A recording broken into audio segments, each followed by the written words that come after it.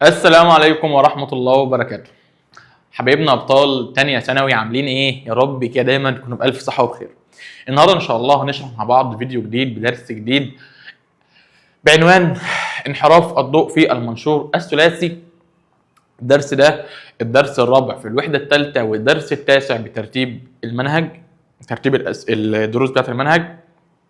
درس بسيط جدا وجميل، بس لو ما كنتش سمعت الدروس بتاعت قبل كده اللي هو الانكسار والانعكاس والانعكاس كل الضوء، فهتلاقي ان انت الدرس هيكون معجز معاك شويه، فلازم انت تكون سمعتهم عشان تعرف تشتغل مع الدرس ده كويس. لان يعني 80% او 50% او 60% من الدرس ده مرتبط باللي فات من انعكاس وانكسار وانعكاس كلي للضوء.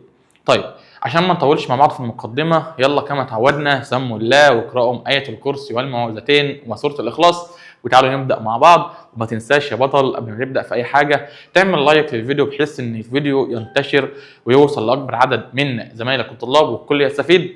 وإن كان الفيديو عجبك ما تنساش تسيب لنا رأيك تحت في الكومنتات، بحيث إن رأيك بيشجعنا وبيخلينا معاك إن إحنا نستمر بإذن الله.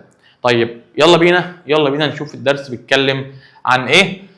يلا كده تعالوا نروح للسبوره ونشرح، وبعد كده نرجع للبي دي اف بتاع الكتاب. طيب صلوا بينا على النبي. بيقول لك هنا ايه؟ انحراف الضوء في المنشور الثلاثي.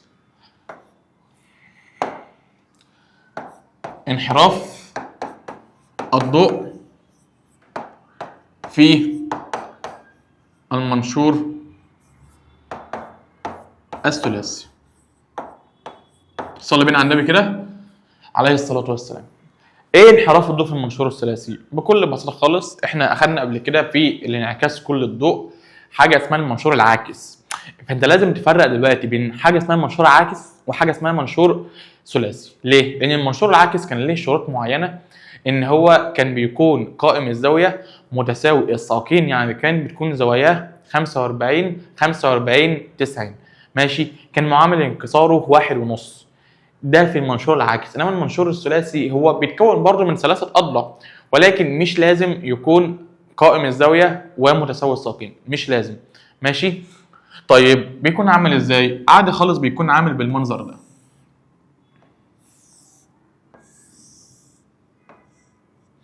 ده كده بالنسبه لنا شكل المنشور الثلاثي، بيكون عامل كده زي الهرم. طيب وبعدين انت لازم بس تبقى فاهم حاجه، ان هو جوه بيكون زجاج، وبره هنا وهنا بيكون هواء ماشي. يعني دلوقتي لو في عندنا شعاع ضوئي جاي من الهواء داخل الزجاج، لازم تبقى فاهم وفاكر ان الشعاع الضوئي لما بيجي من الهواء اللي يدخل الزجاج ده بيكون جاي من وسط اقل كثافه رايح وسط اكبر كثافه، فكانت الزاويه بتاعته بتقل والسرعه بتاعته بتقل. تاني كده، الشعاع لما بيجي من الهواء يدخل الزجاج، بعد ما يدخل الزجاج سرعه الشعاع بتقل وزاويته بتقل.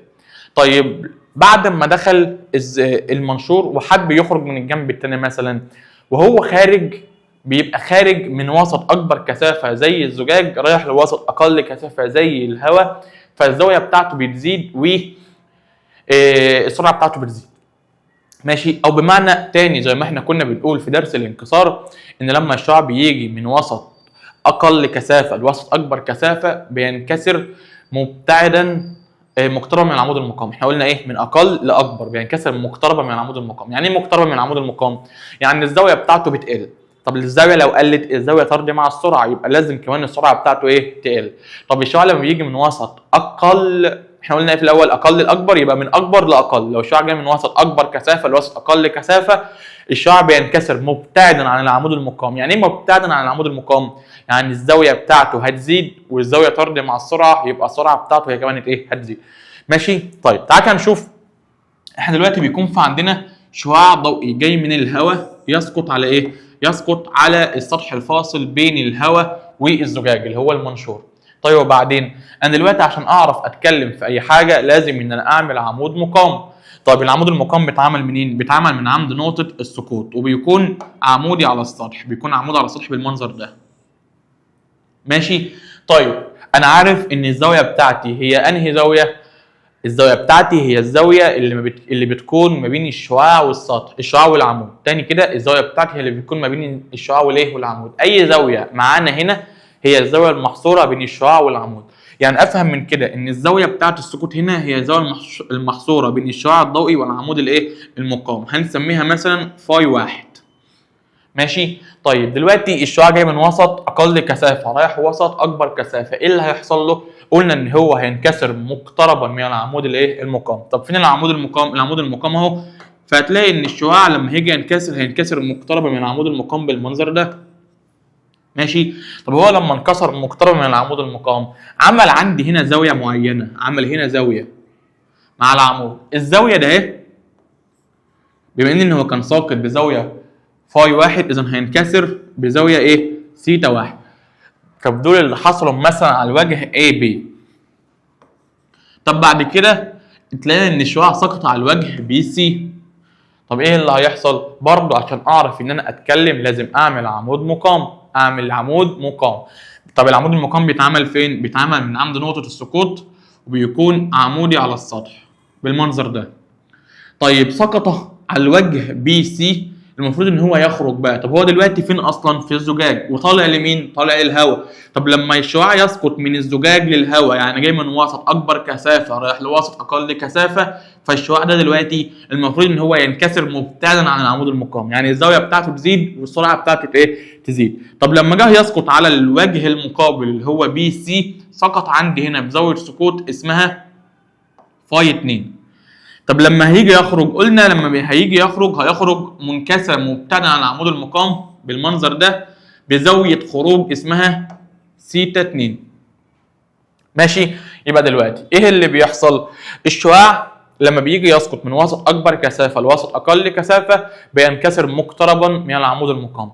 طب لما يجي يسقط من وسط اكبر كثافه لوسط اقل كثافه هينكسر مبتعدا عن العمود الايه المقاوم. ماشي. اعرف الكلمتين دول كويس. طيب ده اللي حصل في الشعاع بتاعنا لما الاشعه الضوئيه سقطت عليه، او لما الشعاع الضوئي سقط عليه. ايه اللي حصل له؟ هل الشعاع الضوئي ده فضل مستمر في المسار بتاعه، فضل ماشي في الاتجاه بتاعه، ولا حصل له عمليه انحراف؟ حصل له عمليه انحراف. اذا المنشور الثلاثي بيعمل ايه في الاشعه الضوئيه اللي بتسقط عليه؟ بيحرفها، بيخليها يحصل لها عمليه انحراف. يعني ايه انحراف؟ يعني تغيير مفاجئ في المسار بتاع الشعاع الضوئي. ماشي. صلي بينا على النبي عليه الصلاه والسلام. في عندنا حاجه اسمها زاويه راس المنشور. في عندنا حاجه اسمها ايه؟ زاويه راس المنشور. دي بنرمز لها بالرمز A كابيتال. طب زاويه راس المنشور ده ايه؟ هي عباره عن ايه؟ بيقول لك ان هي الزاويه المحصوره بين اي وجهين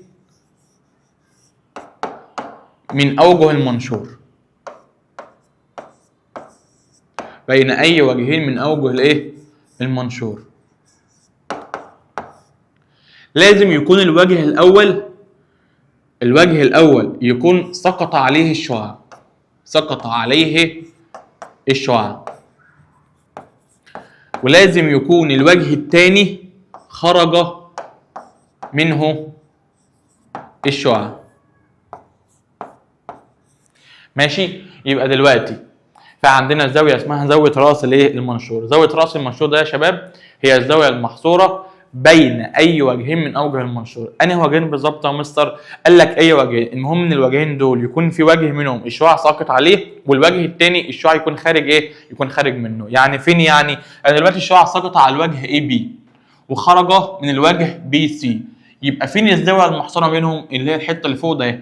يعني الحته اللي فوق ده بالنسبه لنا اسمها زاويه راس المنشور وبنرمز لها بالرمز A كابيتال.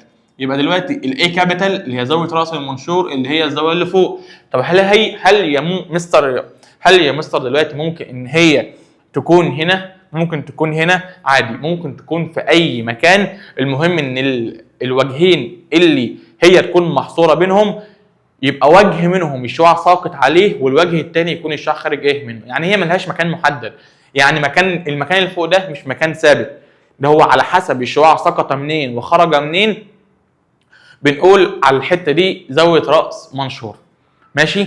طيب يبقى دلوقتي زاويه راس المنشور قلنا ان هي الزاويه المحصوره بين اي وجهين من اوجه المنشور. انهي وجهين بالظبط يا مستر؟ قلنا الوجه الاولاني اللي بيكون ساقط عليه الشعاع، الوجه الثاني اللي بيكون خارج منه الايه؟ خارج منه الشعاع. صعب الكلام ده؟ قلت لي لا.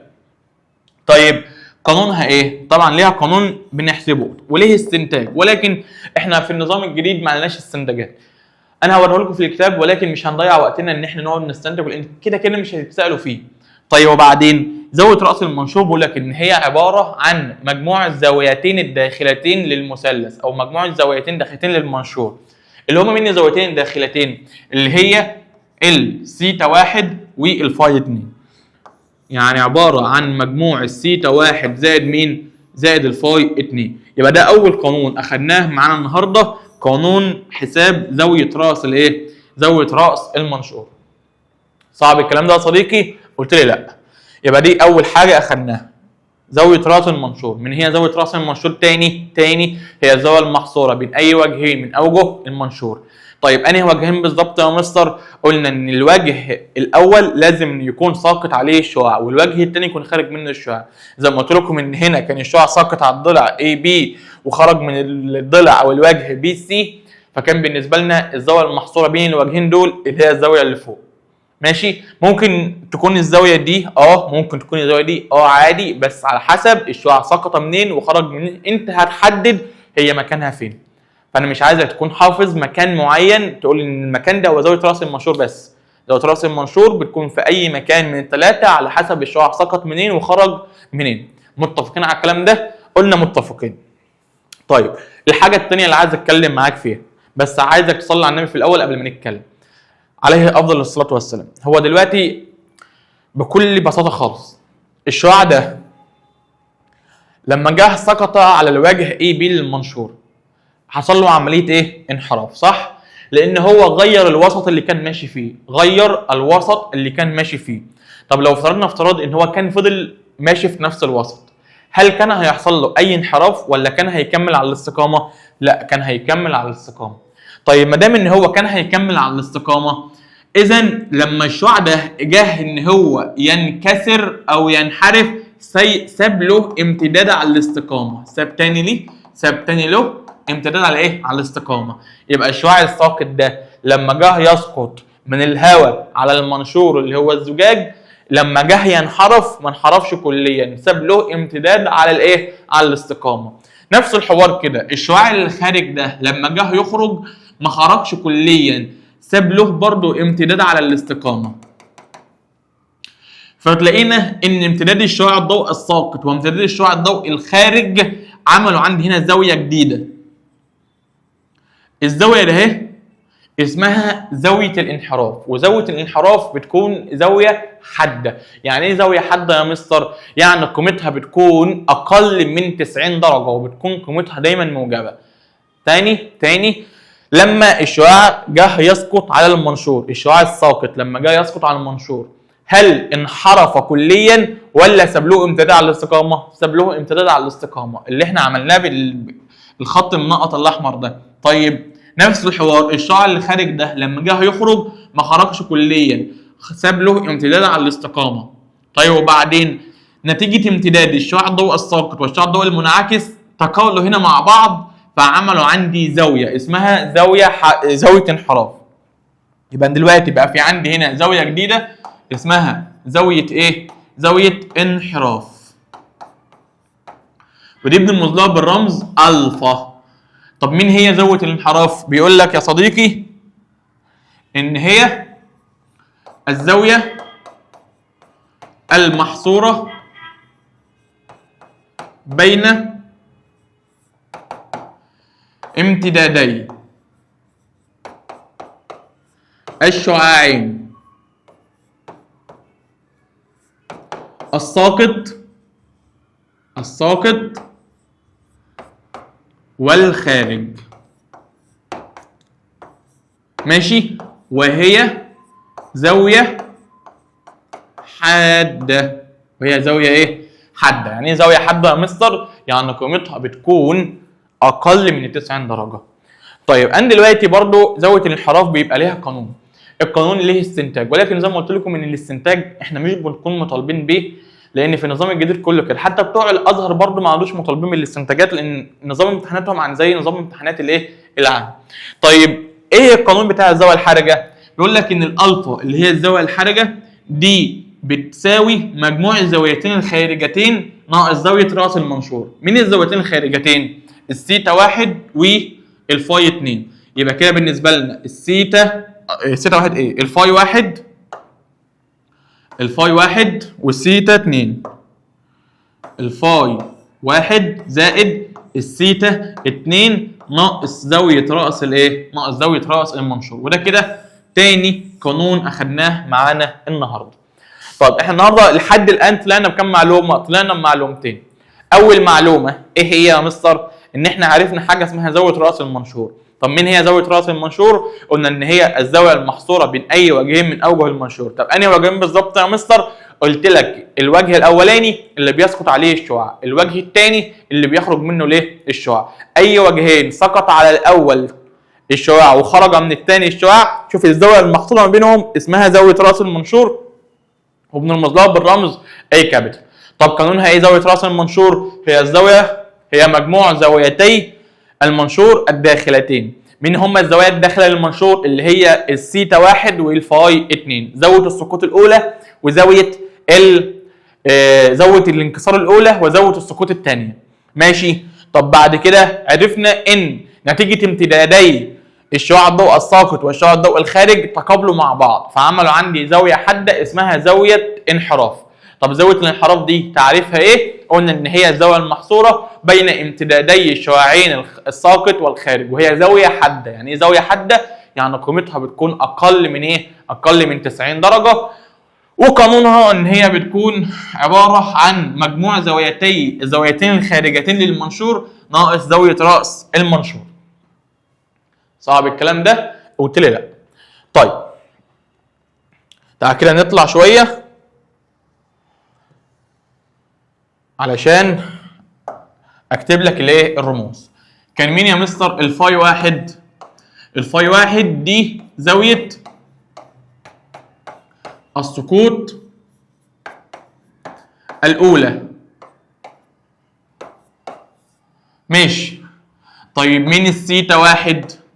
دي بالنسبه لنا زاويه الانكسار الاولى. طيب مين الفاي 2؟ الفاي 2 دي بالنسبه لنا زاويه السقوط الثانيه. طيب مين الثيتا 2؟ دي بالنسبه لنا بنسميها زاويه الخروج، او زاويه ايه؟ زاويه الخروج او زاويه الانكسار الثانيه. صعب الكلام ده؟ قلت لي لا. طيب اخدنا كمان اتنين. مين الاثنين اللي اخدناهم تانيين؟ اخدنا زاويه اسمها A، والاي دي اسمها زاويه راس المنشور. ماشي. اخدنا كمان زاويه اسمها الفا، والالفا دي زاويه الانحراف، زاويه الانحراف. صعب الكلام ده؟ قلت لي لا. تعال نشوف الكلمتين دول من الكتاب بحيث ان احنا نبقى ماشيين مع الكتاب اول باول. يلا. ده طبعا الكلام اللي لسه شرحه لك، ان لما الشعاع الضوء هيجي يسقط من الهواء للمنشور طبعا هينكسر، ولما هيجي ينكسر هيسقط على الوجه الاخر فهيخرج برضه منكسرا، ولكن المره الاولى انكسر مقترب من العمود المقام ان كان جاي من وسط اقل كثافه لوسط اكبر كثافه. في المره الثانيه انكسر مبتدئا على العمود المقام لان كان ايه؟ جاي من وسط اكبر كثافه لوسط اقل ايه؟ كثافه. ماشي. وطبعا عمل لك هنا زاويه حاده، الزاويه قصدي الحاده اللي هي زاويه الانحراف، وطبعا هنا بيكون فوق ايه؟ الزاويه بتاعت راس المنشور. وطبعا ده تعريف الزاويه الحرجه. بعد كده بقول لك استنتاج القوانين بتاعت زاويه راس المنشور بتاعت المنشور الثلاثي، وطبعا كتب لك المسميات. زاويه راس المنشور جايب لك لها استنتاج، الاستنتاج طبعا زي ما قلت لك مش عليك، تمام؟ مش هنتسال فيه. وادي القانون النهائي، القانون النهائي للاستنتاج. طيب ان زاويه راس المنشور بتساوي ايه؟ بتساوي مجموع الزاويتين الداخلتين للمنشور.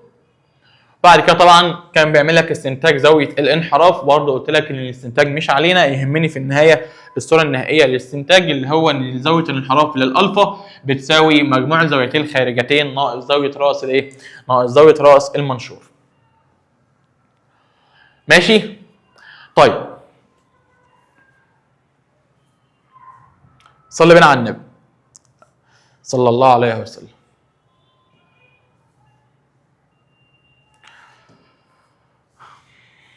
دلوقتي في عندي حته مهمه محتاج بس منك تركيز.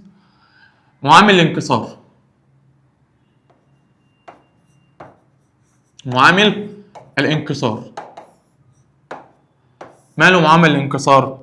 ممكن ان هو يكون عندي وسط مع الهواء، ماشي؟ ممكن يكون في عندي وسطين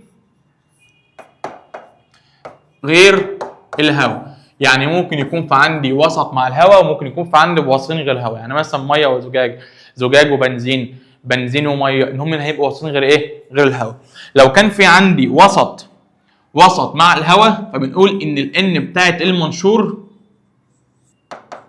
لان طبعا احنا عارفين الان واحد بتساوي الان بتاعت الهواء بتساوي واحد، فهنا نقول ان المنشور هتساوي ايه؟ الزاويه في الهواء على الزاويه في المنشور، على الزاويه فين؟ في المنشور.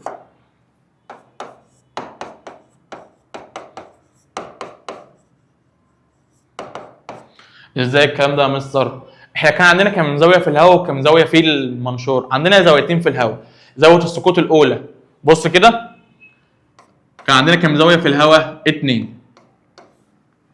زاويه السقوط الاولى اللي هي كانت مين؟ اللي هي كانت فاي واحد، يبقى هنقول ساين فاي واحد. طب كان عندنا مين كمان في الهواء؟ زاويه الخروج او زاويه الانكسار الثانيه اللي هي كانت مين؟ ساين سيتا 2. طب دي الزوايا في الهواء على الزوايا داخل المنشور. فين الزوايا داخل المنشور؟ كان عندي سيتا واحد، يعني هنقول ساين سيتا واحد. كان كمان مين داخل المنشور؟ زاويه السقوط الثانيه اللي هي الفاي 2، يبقى هنقول ساين ايه؟ فاي 2. يعني عندي دلوقتي لو عندي وسط مع الهواء وطلب وجاب لي زوايا وطلب معامل الانكسار بتاع المنشور، فنقول لي معامل انكسار المنشور هتساوي ايه؟ هتساوي ساين فاي واحد على ساين سيتا واحد، او ساين سيتا 2 على ساين ايه؟ فاي 2. بنقسم الزاويه في الهواء على الزاويه داخل الايه؟ المنشور. طب ده في حاله ايه؟ ده في حاله ان يكون في عندي وسط مع الهواء. طب انا لو في عندي وسطين غير الهواء هيقوم جاي طالب مني ايه بقى؟ هيطلب مني معامل انكسار. يبقى هنا هيطلب اهو معامل الانكسار النسبي للوسطين. فاكرين ده كان رمزه ايه؟ كان رمزه معانا N12. طب هو دلوقتي لما يكون في عندي وسطين غير الهواء ويطلب مني معامل انكسار النسبة للوسطين، فده بالنسبة لنا N1 اللي هو مثلا منشور او وسط ومنشور، او وسط ومنشور. يعني ايه الكلام ده؟ يعني دلوقتي لما اجي اجيب ال N12 دي هجيبها ازاي؟ بص كده يا صديقي، هقول دلوقتي ان ال N وسط للمنشور هتساوي N منشور على ال N بتاعت الوسط، قشطه، وهتساوي الزاويه في الوسط على الزاويه في المنشور. مين الزاويه اللي في الوسط؟ اللي هي هتكون برضو الفاي 1 والثيتا 2 دي اللي هتكون الزوايا في الوسط. طب مين الزوايا اللي في المنشور؟ هتكون برضو الثيتا 1 والفاي 2. يعني اكني بقول لك دلوقتي ايه؟ تعالى كده نطلع شويه. يعني اكني دلوقتي بقول لك ايه؟ بتساوي الزوايا اللي في الوسط. مين الزوايا اللي في الوسط؟ الفاي 1 وزاويه الخروج اللي هي الثيتا 2. طب مين الزوايا اللي في المنشور؟ اللي هي الثيتا 1 وكمان الفاي 2. صعب الكلام ده؟ قلت لك لا. اذا ده بالنسبه لمين؟ بالنسبه لمعاملات الانكسار. لو جه طلب مني معامل انكسار، فلو طلب مني معامل انكسار وكان عندي وسط مع الهواء، هقول ان معامل الانكسار هيساوي اما الزاويتين دول او الزاويتين دول. تمام؟ تمام. طيب لو جاي نرجع كده للكتاب هنلاقي الكلام ده اهو. انا بس حبيت افهمه لك عشان لما تيجي تحفظه تبقى فاهم الدنيا معاك ماشيه ازاي. طيب النقطه اللي بعد كده، صلي بينا على النبي عليه الصلاه والسلام.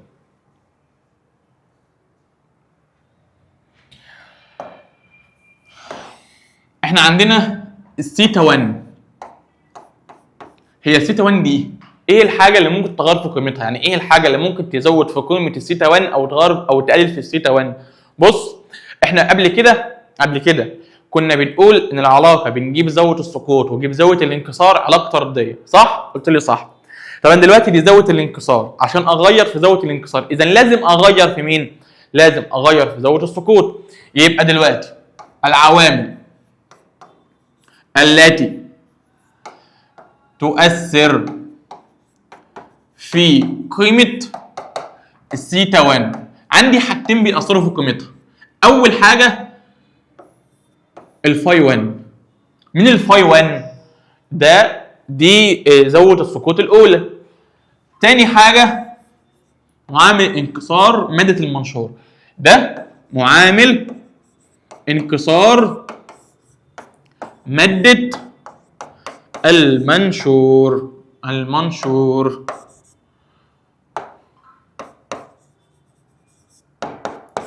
يبقى دلوقتي خد بالك بس من حاجه برضه عشان ما تتوهش مني. ده بيحصل امتى؟ في حاله ان يكون عندي وسط مع الهواء. يبقى لو عندي وسط مع الهواء وقال لي زاويه الانكسار الاولى، ايه الحاجات اللي ممكن تغير في قيمتها؟ ايه الحاجات اللي ممكن تخلي قيمه الثيتا 1 تزيد او تخلي قيمه الثيتا 1 تقل؟ الحاجات اللي ممكن تخلي قيمه الثيتا 1 تزيد ان زاويه السقوط تزيد الاولى، زاويه السقوط الاولى تزيد. ماشي يا شباب؟ طيب عندنا كمان بص كده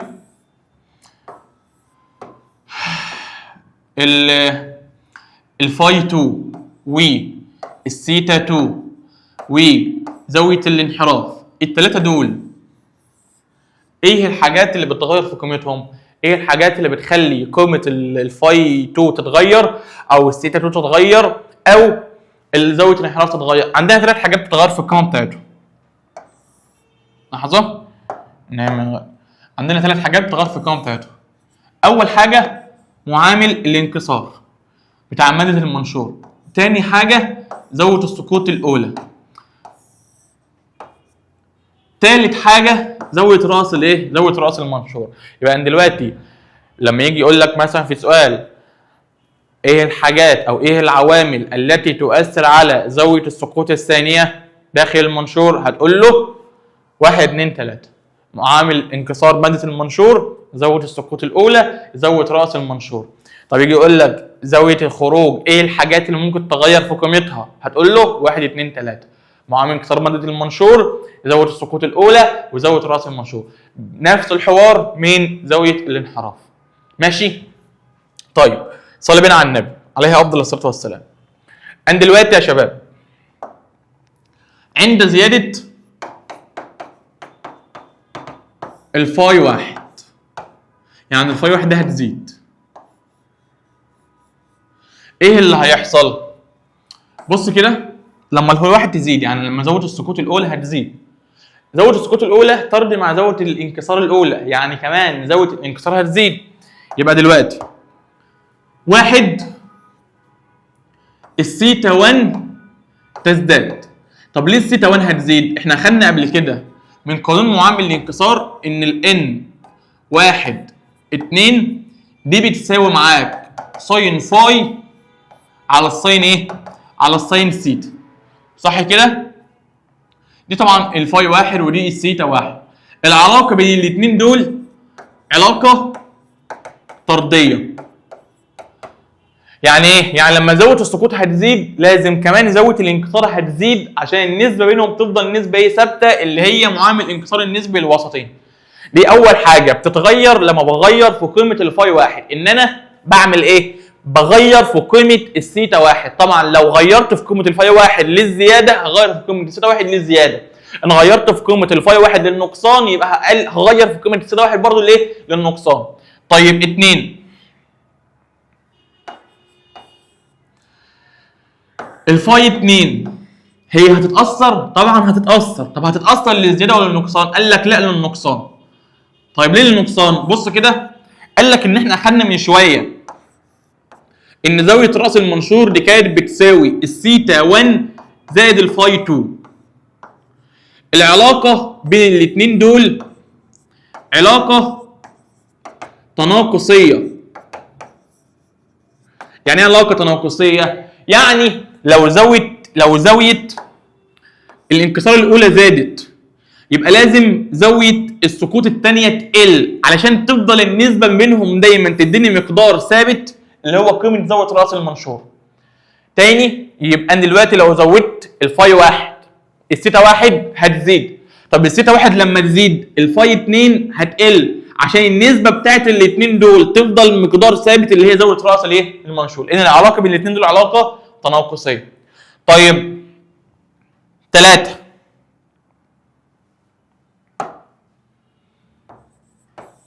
مين كمان هيتأثر؟ بص كده، اللي هتأثر كمان زاوية الخروج. وزاوية الخروج هي هتزيد. وزاوية الخروج هيحصل لها ايه؟ هتزيد. ماشي؟ طيب يلا نشوف الكلام ده.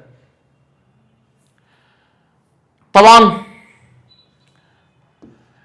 ده اللي احنا لسه الحته اللي احنا لسه اخدينها. لو كان عندك ايه؟ وسط مع الهواء، فالعوامل اللي هتاثر عندك على زاويه الانكسار قلنا معامل الانكسار وزاويه السقوط الاولى. والعوامل اللي هتاثر عندك على زاويه السقوط الثانيه او زاويه الخروج او زاويه الانحراف 3 حاجات: معامل الانكسار وزاويه السقوط الاولى وزاويه راس الايه؟ وزاويه راس المنشور. طيب دي طبعا تجربه عملوها. ماشي؟ بعد كده هنا بيقول لك ايه؟ طبعا قانون سنيل كده كده هنشتغل بيه. وعندي هنا كمان قانون زاويه راس المنشور هقول لك دي دلوقتي، بس انا عايز اوريك الحته اللي احنا لسه واخدينها.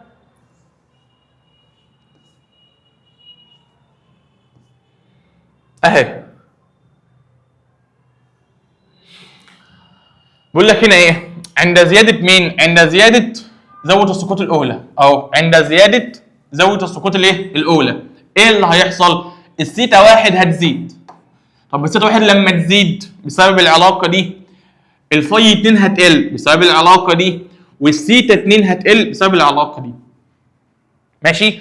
ان دلوقتي الفاي 2 قلت والعلاقه علاقه طرديه بين الاثنين دول. العلاقه بين الاثنين دول علاقه طرديه، فلازم كمان الثيتا 2 هي كمان ايه؟ تقل. طيب الكلام ده ما اظنش ان فيه اي مشكله. يبقى عشان بس برضو ايه، لو في ناس بتصور السبوره تاخد كل حاجه جاهزه. ليه؟ لاحظ احنا قلنا هتقل مش هتزيد، هتقل. دي هتقل. طب ليه دي هتقل؟ لان احنا قلنا ان الان بتساوي الساين ثيتا 2 على الساين فاي 2. ماشي؟ وقلنا هنا خلاص فوق ان الفاي 2 قلت، وما دام الفاي 2 قلت يبقى لازم الثيتا 2 هي كمان ايه؟ تقل. لان العلاقه بينهم علاقه طرديه. طب تعالى كده نشوف النقطه اللي بعد كده. ماشي. سمي الله. بسم الله الرحمن الرحيم. انا دلوقتي قلت من شويه ان احنا لو في عندنا منشور لو في عندنا منشور زي ده كده، المنشور ده في شعاع هنا هيسقط عليه، تمام، بزاويه سقوط فاي واحد، هينكسر داخل المنشور مقتربه من العمود المقام بزاويه انكسار سيتا واحد، وبعد كده هيجي هنا يسقط على الوجه المقابل بزاويه سقوط فاي 2. فالمفروض ان هو بقى ايه؟ نحدد مصيره. يعني ايه نحدد مصيره؟ يعني نشوف هل هو هيخرج وينكسر، يعني هيخرج للوسط الثاني وينكسر، ولا هيخرج مماثل للسطح، ولا هينعكس انعكاس كلي. طب انا بحدد ده بناء على ايه؟ بناء على قيمه الزاويه الحرجه اللي احنا اخدناها في درس الانعكاس الكلي للضوء. بمعنى ايه؟ ان لو كانت الزاويه بتاعه السقوط اقل من الزاويه الحرجه، ماشي، هنا ينفذ الشعاع وينكسر مقتربا او مبتعدا. هو المفروض مقترب من السطح ومبتعدا عن ايه؟ عن العمود، مبتعدا عن العمود المقام. ماشي؟ ده في حاله ايه؟ ان تكون زاويه السقوط اقل من الزاويه الحرجه. يعني انا هنا بالنسبه لي لازم احدد قيمه الزاويه الحرجه عشان اقارن بينها زاويه السقوط، عشان اعرف مصير الشعاع اللي سقط على الوجه المقابل، على الوجه التالي. ماشي؟ لو كانت زاويه السقوط اقل من الزاويه الحرجه فالشعاع ده هينفذ للوسط الثاني وينكسر. طيب الجزئيه الثانيه، لو كانت الزاويه بتاعه السقوط بتساوي الزاويه الحرجه، لو زاويه السقوط بتساوي الزاويه الحرجه، هنا ينكسر الشعاع مماس، ينكسر الشعاع ايه؟ مماسا للسطح الفاصل. ماشي؟ طيب لو كانت زاويه السقوط اكبر من الزاويه الحرجه، هنا زي ما اخدنا قبل كده ينعكس الشعاع انعكاسا كليا في نفس الايه؟ الوسط. يبقى هنا ينعكس الشعاع انعكاس كلي داخل المنشور. يعني انا دلوقتي لما يجي لي الرسمه زي دي ويقول لي مثلا هات لي الزاويه بتاعه الخروج، عايز زاويه الخروج بتاعه الشعاع من المنشور، لازم اكون يعني واعي ومدرك ان زاويه الخروج دي هتتحدد بناء على هل الشعاع هيخرج اصلا، ولا لو جه هيخرج مماس، ولا هينعكس انعكاس كلي، عشان اقدر احدد القيمه. طبعا هو لو خرج يعني نفذ للوسط الاخر، فانا هحسبها من قانون سنيل. طيب لو خرج مماس، ما هو لو خرج مماس بتكون زاويه الخروج اللي هي الثيتا 2 بتساوي 90 درجه، اللي هي اكبر زاويه الانكسار. طب لو انعكس انعكاس كلي، هتبقى كده بالنسبه لنا الفاي 2 هتساوي زاويه الانعكاس، وليكن فاي. يعني مثلا لو كانت الفاي ب 50 يبقى الانعكاس في نفس الوسط ب 50. طب لو فاي ب 40 يبقى الانعكاس في نفس الوسط برضه هيكون ايه؟ 40. صعب الكلام ده؟ قلت لي لا مش صعب، واكيد مش صعب. تمام؟ لو الفيديو يعني لو الحته دي تقيله عليك شويه عيدها تاني تالت عادي، مفيش اي مشكله، كده كده الفيديو معاك. ماشي. طيب لو جينا هنشوف الجزئيه دي من الكتاب بحيث انت برضه تبقى ايه؟ عارف احنا بناخد ايه اول باول في الكتاب. تعال كده نطلع فوق.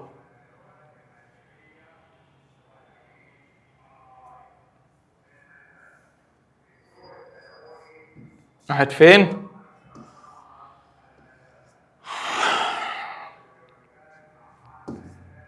اهي.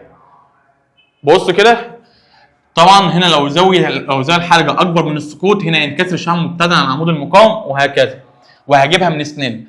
انما لو كانت زاويه السقوط بتساوي زاويه الحرجه فهينكسر مماسا، والسقوط او الخروج هتساوي 90. طيب هنا لو زاويه السقوط اكبر من الحرجه ينعكس انعكاسا كليا، وفي الحاله دي زاويه الانعكاس هتساوي الايه؟ هتساوي الفاي 2 زي ما قلت لك من شويه. ماشي؟ طب تعالى نشوف النقطه اللي بعد كده. انا عايزك بس ايه؟ تصلي على النبي عشان ربنا يبارك لك في المعلومه اللي هتسمعها. جدد معايا النيه لله ان انت تفهم كويس. تمام؟ بسم الله الرحمن الرحيم. فعندنا بقى حالات خاصه من المنشور الثلاثي. بمعنى ايه؟ بص كده، دي حالات خاصه في المنشور الثلاثي. ايه بقى الحالات دي؟ بص، اول حاله عندنا 4 حالات.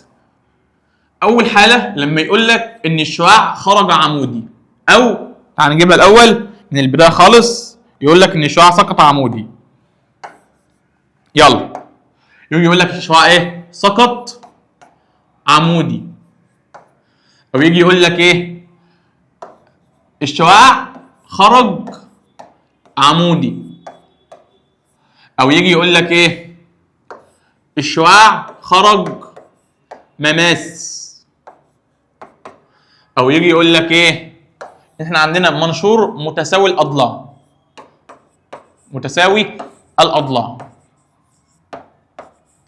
ماشي يا صديقي؟ يبقى كده عندنا كام حاله؟ 4 حالات. اما ان الشعاع يسقط عمودي، او يخرج عمودي، او يخرج مماس، او يقول لك ان المنشور ايه؟ متساوي الاضلاع. بص، احنا خدنا يعني قانونين، قانون لزاويه راس المنشور وقانون لزاويه الانحراف. اللعب كله عندك المسائل بيكون في قانون زاويه راس المنشور اللي هو قانون مين؟ الاي. احنا قلنا ان الاي كانت بتساوي مجموع الزاويتين داخلتين اللي هما مين؟ الثيتا 1 زائد الفاي 2، صح كده؟ اللعب كله هنا، اللعب كله في الجزئيه دي. ازاي يعني يا مستر؟ تعال افهمك. لو قلت لك دلوقتي ان احنا في عندنا منشور اهو،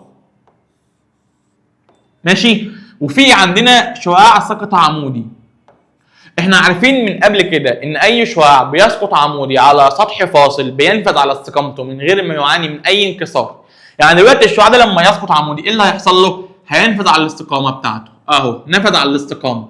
لما سقط على الوجه الثاني سقط مايل، يعني سقط عندنا بزاويه سقوط فاي 2 وخرج بزاويه خروج اسمها سيتا 2. انا عايزك بس دلوقتي يعني تقول معايا، هي زاويه السقوط الاولى بكام؟ زاويه السقوط الاولى بصفر، صح كده؟ لان هو سقط عمودي، ولو سقط عمودي زاويه سقوطه بصفر وزاويه انكساره هي كمان هتكون بكام؟ هتكون بصفر، صح كده؟ صح. طبعا دلوقتي انا قلت لك فوق ايه؟ بص كده معايا، انا قلت لك فوق ايه؟ ان زاويه راس المنشور بتساوي الثيتا 1 زائد الفاي 2. لما تكون الثيتا 1 بتاعتك ده ايه؟ بصفر. اذا افهم من كده ايه؟ افهم من كده ان زاويه راس المنشور في حاله ان الشعاع يسقط عمودي هتساوي الفاي 2. ماشي؟ يعني دلوقتي في حاله ان الشعاع يسقط عمودي على طول تقول له ان زاويه راس المنشور بتساوي زاويه السقوط الثانيه. ماشي؟ ده معطى بالنسبه لك جوه المساله.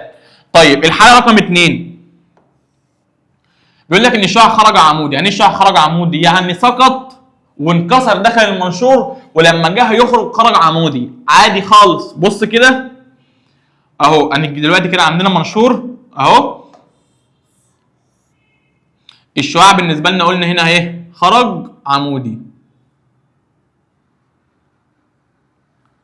ماشي اهو خرج عمودي. طيب يعني هنا سقط بزاويه سقوط فاي 1 وانكسر جوه بزاويه انكسار سيتا 1، ولما جاي يخرج خرج عمودي. هي مش موجوده بالظبط، بس اهو تعالى نرسمها بالظبط يعني عشان تبقى ايه؟ مقتنع بيها ان هو خرج عمودي. اهو بص معايا يا حاج، بص كده اهو خرج عمودي اهو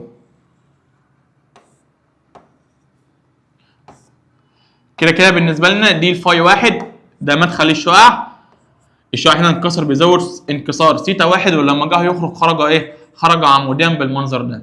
طيب انا دلوقتي لما الشعاع يخرج عمودي انت اكيد يعني عرفت الباقي. يعني اكيد لما الشعاع يخرج عمودي ايه اللي بيحصل يا مستر؟ زاويه السقوط الثانيه بكام؟ زاويه السقوط الثانيه بصفر. طب زاويه الخروج الثانيه بكام؟ او زاويه الخروج او زاويه الانكسار الثانيه برضه بصفر. يعني ايه الكلام ده؟ يعني دلوقتي لما اقول لك ان الاي بتساوي سيتا 1 زائد الفاي 2 لما تكون الفاي 2 بصفر، اذا على طول افهم من كده ان زاويه راس المنشور في حاله ان الشعاع يخرج عمودي هتساوي السيتا ايه؟ هتساوي سيتا 1. ده بالنسبه لك معطى، بالنسبه لك معطى. يجي يقول لك ان الشعاع خرج عمودي فان زاويه الانكسار الاولى، هتقول له ان زاويه الانكسار الاولى بتساوي زاويه راس المنشور، وتشوف بقى زاويه راس المنشور بكام تاخدها. صعب الكلام ده؟ طيب الحاله رقم 3 بيقول لك هنا ايه؟ ان الشعاع خرج مماس. يعني ايه خرج مماس؟ يعني بص كده يا صديقي عشان بس تبقى ايه مدرك ايه اللي بيحصل. خرج مماسا يعني الزاويه الثانيه كانت بتساوي الزاويه الايه؟ الحرجه. يعني الشعاع سقط هنا على الوجه المقابل بزاويه تساوي الزاويه الحرجه، فالشعاع لما يطلع على الوجه المقابل او الوجه الثاني بزاويه تساوي الزاويه الحرجه هينكسر مماس، هيخرج مماس. اهو تعال برضه نرسمها هنا. اهو انا كده بالنسبه لك عندك المنشور اهو ماشي، وبعد كده بالنسبه لك عندك الشعاع سقط بزاويه سقوط فاي 1، انكسر داخل المنشور بزاويه انكسار هنا سيتا 1، بس لما جه يخرج من هنا خرج مماس. خرج ايه؟ يعني ايه خرج مماس؟ يعني خرج عامل زاويه خروج 90 درجه. يعني كان بالنسبه لك السيتا 2 ب 90 ايه؟ درجه. واحنا عارفين من قبل كده ان اي شعاع هينكسر بزاويه 90 درجه هتكون زاويه سقوطه اللي هي الفاي 2 بتساوي الزاويه الايه؟ بتساوي الزاويه الحرجه. ركز ان اللعب هنا 99.9 من الاسئله اللي بيجي يسالك فيها بيقول لك هنا ايه على الجزئيه دي؟ بيقول لك احسب معامل انكسار ماده المنشور.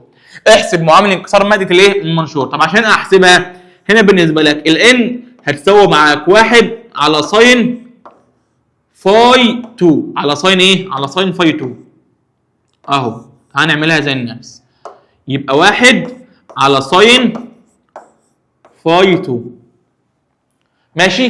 ده في حاله ايه؟ في حاله ان الشعاع بتاعك يسقط وينكسر ثم يجي يسقط على الوجه المقابل يخرج مماسا. يعني خرج مماس يعني خرج بزاويه 90 درجه، وقلنا ان الشعاع لو خرج بزاويه 90 درجه اذا هيكون ساقط بزاويه تساوي الزاويه الحرجه. يعني الحته ده اهي، الحته ده اللي هي الفاي 2 هتكون بتساوي مين؟ هتكون بتساوي الزاويه الحرجه. طب الاخر حاجه بقى في الحالات الخاصه، لو قال لك عندنا هنا ان الشعاع قصدي المنشور متساوي الاضلاع. يعني ايه المنشور متساوي الاضلاع؟ يعني جميع زواياها متساويه. يعني ايه جميع زوايا المنشور متساويه؟ بص صلى على النبي. احنا بالنسبه لنا المنشور ده زي المثلث، شكله زي المثلث. طب احنا عارفين ان مجموع زوايا المثلث الداخليه بيكون مقدارها كام؟ 180 درجه بالظبط كده. 180 ايه؟ 180 درجه. طب لما يكون 180 درجه قسمهم بقى على الثلاث زوايا، يبقى كل زاويه هتاخد 60. يعني دي هتاخد 60 ودي كمان 60 ودي كمان 60، يبقى كده المجموع الداخلي للمنشور 180 درجه. يبقى لما تشوف كلمه متساوي الاضلاع في السؤال، ما تشوف كلمه متساوي الاضلاع فين في السؤال، افهم على طول ان جميع زوايا المنشور بتكون 60 درجه. ده فادني انا في ايه؟ فادني ان انا زاويه راس المنشور مهما كان مكانها، كانت فوق، كانت هنا في الجنب، كانت هنا في الجنب، مهما كان مكانها هيكون قيمتها كام؟ هيكون قيمتها 60 درجه. يبقى انا دلوقتي افهم على طول لما يقول لي لما يقول لي ان المنشور متساوي الاضلاع يبقى زاويه راس المنشور بكام درجه؟ ب 60 درجه. صعب الكلام ده؟ قلت لي لا يا مستر. ماشي. بعد كده نشوفها يلا في الكتاب. عندنا هنا حالات خاصه، بيقول لك هنا عند سقوط الشعاع ايه؟ عمودي. ماشي. لو عند سقوط الشعاع عمودي ادي الشكل بتاعها، بيقول لك هنا ان الثيتا 1 والفاي 1 هيكون مقدارهم صفر، وان على طول هتبقى الاي بتساوي الفاي 2. ماشي. طيب لو الشعاع ايه؟ لو الشعاع خرج عمودي هتبقى الفاي 2 بتساوي الثيتا 2 بتساوي صفر، يبقى على طول هنا الايه هتساوي مين؟ الايه هتساوي الثيتا 1. صعب الكلام ده؟ طبعا هنا بيقول لك برضو ان زاويه الانحراف، طبعا احنا كنا بنقول ان زاويه الانحراف للالفا بتساوي فاي 1 زائد ثيتا 2 ناقص زاويه راس المنشور. لما تكون ده بصفر يبقى الالفا هتساوي ايه؟ ثيتا 2 ناقص الايه. طب نفس الحوار الالفا بتساوي الفاي 1 ماشي، فاي 1 زائد ثيتا 2 ناقص زاويه راس المنشور. لما تكون ده بصفر يبقى على طول زاويه الانحراف هتساوي الفاي 1 ناقص زاويه راس الايه؟ المنشور. صعب الكلام ده؟ قلت لي لا. طبعا الحاله الثالثه ان الشعاع يخرج ايه؟ يخرج مماسا للسطح الفاصل، ولو خرج مماس بتبقى زاويه السقوط الثانيه بتساوي زاويه الانحراف زي ما قلت لك، وزاويه الخروج بتساوي 90. وفي الحاله دي هيطلب منك معامل الانكسار، فنقول له 1 على ساين فاي سي، وهنا زاويه الانحراف طبعا هو قال لك ان زاويه الخروج اللي هي سيتا 2 ب 90، فهنا بيقول لك فاي 1 زائد 90 ناقص مين؟ ناقص زاويه راس المنشور. صعب الكلام ده؟ قلت لي لا. تعال بقى نشرح اخر جزئيه معانا، بس محتاج منك ان انت ايه؟ ان انت تركز معايا. صلي بينا على النبي. احنا قلنا من شويه ايه؟ قلنا من شويه ان زاويه راس المنشور اللي هي الايه دي بتساوي مجموع الزاويتين داخلتين للمنشور، يعني الثيتا 1 زائد الفاي 2. صح كده؟ خد بالك بقى من حاجه، ان زاويه راس المنشور ده ايه؟ دي قيمه ثابته للمنشور، يعني طول ما المنشور ده ما اتغيرش فزاويه راس المنشور هتكون قيمه ثابته للمنشور. يعني قيمه ثابته، يعني انت عندك الرقمين دول لازم يتشقلبوا يتنططوا في النهايه يدوني نفس القيمه بتاع زاويه راس المنشور. يعني لو كانت مثلا زاويه راس المنشور دي ب 30 يبقى لازم الاثنين دول مجموعهم يديني 30. لو كانت ثيتا 1 ب 15 يبقى لازم الفاي 2 تبقى ب 15. لو دي ب 10 يبقى لازم دي تكون ب 20. لو دي ب5 يبقى لازم دي تكون بكام؟ ب 25. المهم ان في النهايه مجموعهم يديني كام؟ مجموعهم يديني 30. ماشي؟ افهم من كده ايه؟ افهم من كده ان العلاقه بين الاثنين دول علاقه تناقصيه. قصدك يا مستر علاقه عكسيه؟ لا مش عكسيه، علاقه تناقصيه. ليه؟ لان عندك العلاقه العكسيه يا صديقي بالنسبه لك الزياده والنقصان مش بتكون متساويه. يعني ايه مش بتكون متساويه؟ يعني مثلا لو عندي حد زاد لي الضعف التاني هيقل، بس مش هيقل بمقدار 2. امال بيقل بمقدار ايه؟ بيقل بمقدار المقلوب الضربي، المعكوس الضرب بتاع الرقم ده. طب المعكوس الضرب بتاع 2 كام؟ نص. يبقى التاني هيقل ليه؟ للنص. يبقى عندي في العلاقه العكسيه لو حد زاد بمقدار التاني بيقل بالمعكوس الضرب بتاع المقدار. ماشي؟ لو حد زاد 3 مرات التاني بيقل بالمعكوس الضرب اللي هو تلت. ماشي؟ ما دي كأنها 3 على 1 ودي كأنها 2 على كام؟ على 1. طب لو في عندنا مثلا حد قل الخمس، حد منهم قل الخمس، يبقى لازم الطرف الثاني يزيد كم مره؟ يزيد 5 مرات. دي العلاقه العكسيه. انما العلاقه التناقصيه زي ما انت شايف كده لو حد فيهم زاد الثاني بيقل، ولكن الزياده والنقصان بتكون متساويه. يعني ايه؟ الاثنين كانوا متساويين. لو زاويه الانكسار الاولى قلت بمقدار 5، زاويه السقوط الاولى زادت بمقدار كام؟ زاويه قصدي السقوط الثانيه زادت بمقدار كام؟ زادت بمقدار 5. طب دي قلت بمقدار 10، دي زادت بمقدار 10، يبقى ما تنقصه الاولى تزداد الايه؟ الثانيه والعكس. ماشي؟ بنفس المقدار. الزياده والنقصان بيكون في تناقصيه ثابت، مش هنا معكوس زي مين؟ زي الانعكاس. فنفرق بين الاثنين. دي حاجه. الحاجه الثانيه العلاقه العكسيه دي بالنسبه لنا شكلها بيكون عامل كده، انما العلاقه التناقصيه الشكل بتاعها بيكون عامل كده. صعب الكلام ده؟ قلت لي لا. طيب نخش بقى على النقطه اللي انا عايزها. احنا هنا قلنا ايه؟ قلنا ان العلاقه ما بين الثيتا 1 والفاي 2، لا بس عشان تبقى زي الكتاب هنعكسهم. هنعكس دول. هتفهم ليه دلوقتي. قلنا علاقه ايه؟ علاقه تناقصيه بالمنظر ده. ماشي؟ بيقول لك بقى يا صديقي ان عند اللحظه ده بيبقى الشعاع سقط عمودي. يعني ايه شعاع سقط عمودي؟ يعني الثيتا 1 بتكون بصفر. طب لما تكون الثيتا 1 بصفر اذا على طول افهم ان الاي هتساوي الفاي 2. عند اللحظه ده اهي قيمه الاي بتساوي قيمه الفاي 2. طب عند اللحظه ده اهي، عند اللحظه دي بيقول لك ان الشعاع خرج عمودي. يعني خرج عمودي، يعني عندك كده بالنسبه لك الفاي 2 بتساوي صفر.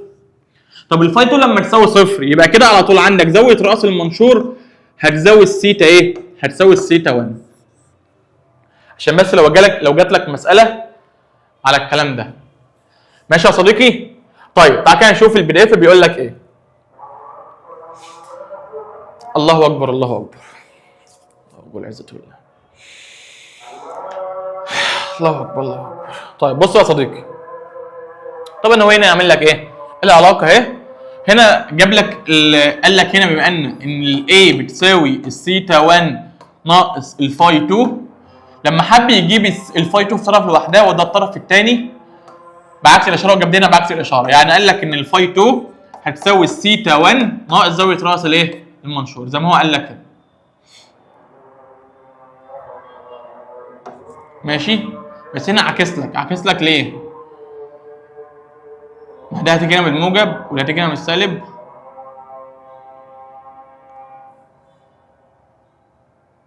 ما هو كده صح، عشان دي ما تطلعش بالسالب معاك. هو ده لو جاب لك دي هنا بالموجب لو جاب لك دي هنا بالسالب يبقى كده ايه؟ ناقص ثيتا 1 وده تفضل معاك سالب. ماشي، ما علينا دلوقتي. تمام، ادي الرسمه ايه بتاعتها. هو طبعا ما شرحلكش هنا ايه اللي بيحصل وهنا ايه اللي بيحصل، بس انا اديتها لك في البي دي اف. تمام كده انت كده بالنسبه لك الدرس خلص. هنحل بس ايه سؤال علشان المعلومه تثبت معاك هنا، وكده كده الفيديو بتاع الحل بينزل لك سواء كان على المنصه او كان على اليوتيوب، الفيديو كده كده بينزل لك. ماشي تمام. طيب هنا بيقول لك ايه؟ عندنا هنا 40 ودي ماشي سقط عمودي. تعال كده نرسمها هناك.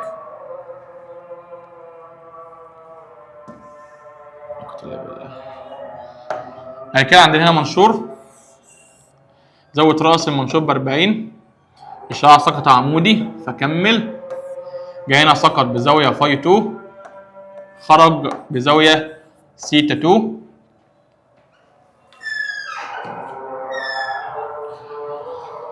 يقول لك هنا ايه؟ فإذا كانت الثيتا 2 بتساوي 1.5 فاي 1 فإن معامل الانكسار بتاع مدى المنشور الثيتا 2 بتساوي 1.5 الفاي 2. عايز منك معامل الانكسار بتاع مدى المنشور هيساوي كام؟ طب صلي بينا على النبي، قول عليه الصلاه والسلام. احنا اخدنا من شويه ان لما الشعاع بيسقط عمودي مين بيساوي مين؟ زاويه راس المنشور بتساوي الفاي 2 بتساوي الايه؟ بتساوي الفاي 2. طب هي زاويه راس المنشور بكام؟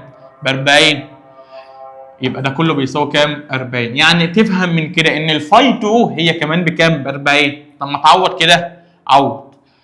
هو قال لك هنا ان الثيتا 2 بتساوي 1.5 فاي 2. طب ما الفاي 2 ب 40، يعني اكنك تقول 1.5 في 40 يطلع معاك ب 60. يعني افهم ان زاويه الخروج كده اصبحت بكام؟ ب 60. هو كان عايز مين اصلا؟ عايز معامل الانكسار. هنجيب معامل الانكسار من قانون سنيل العادي، يعني خالص عادي خالص. قانون سنيل مش اول مره نشتغل عليه. ان 1 ساين زاويه السقوط الثانيه هتساوي ان 2 ساين زاويه الخروج اللي هي الثيتا 2. هو عايز الان 1 اللي هي بتاعت المنشور، ما ده دلوقتي 1 وده دلوقتي 2. عايز الان 1. طب بص كده، احنا اتفقنا قبل كده على ايه؟ الان 1 لو حبيت اجيبها المضروب فيها اقسم عليه، يعني انا دلوقتي هقسم على الساين فاي 2، وهناك الان 2 ساين ثيتا 2 هتكون بسط، وعوض تعويض مباشر. الان 2 اللي هي بتاعت الهواء فدي بواحد في السايد زاويه الخروج ب 60، يعني اكنك تقول ساين كام؟ ساين 60 على زاويه السقوط الثانيه اللي هي احنا قلنا ب 40 لان هي بتساوي زاويه راس المنشور، يعني اكنك تقول على ساين كام؟ على ساين 40، وتحط الكلام ده كله معاك على الاله الحاسبه. يبقى دي كده شرطه الكسر. فوق عندك ايه؟ ساين 60 وفي القوس، وتحت عندك ساين 40 وفي القوس، واطلع واعمل يساوي، تطلع معاك 1.35. يبقى كده 1.35 تقريبا يعني. ماشي يا صديقي، الدنيا هنا جميله، مش عايزك تشيل اي هم اي حاجه. وبكده نبقى احنا ايه وصلنا لنهايه الفيديو بتاع النهارده. اتمنى لو انت وصلت معايا لهنا فانت تكون وصلت لاكبر قدر من الاستفاده، واتمنى انك تكون فهمت اي حاجه في اي حاجه من الكلام الكتير احنا قلنا ده. وما تنساش ان انت تصلي على النبي في الكومنتات. اشوفكم على خير يا ابطال، والسلام عليكم ورحمه الله وبركاته.